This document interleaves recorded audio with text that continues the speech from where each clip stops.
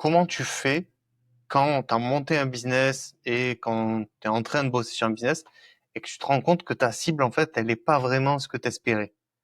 Tu as fait une erreur, tu as monté tout un business, ça tournote, ça marchote, Ouais. mais tu es en galère parce qu'en fait, tout ce que tu as construit, c'est pas vraiment pour ta cible.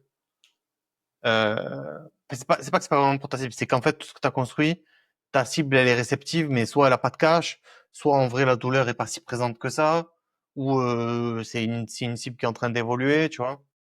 Euh, c'est assez complexe comme question parce que tu vois, ça dépend vachement des circonstances. Mais déjà, enfin, disons qu'en fait, c'est un problème de cible et pas de niche. Donc, tu vois, t'as quand même les produits qui sont adéquats, mais c'est juste que la cible précisément que tu vises, elle a pas de sous, tu vois, ou ça signe pas facilement. Enfin, tu vois, genre, ils ont trop de contraintes, etc.